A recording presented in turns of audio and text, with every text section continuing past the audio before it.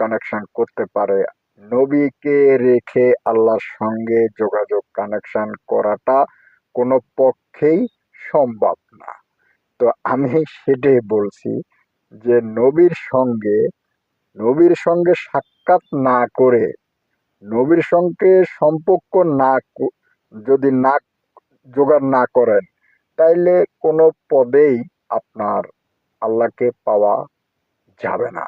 আগে আপনি সঠিক পীর হতে হলে আল্লাহকে নবীকে পেতে হবে। প্রথম নবীকে পেতে হবে, তারপর আপনি আল্লাহকে পেতে হবে। এখন নবীকে ছাড়া যদি আপনারা কন যে আমি হজ করে আইতাছি, ঠিক আছে, হজে যাইয়া কাবা শরীফের চক্কর ঘুরলেন,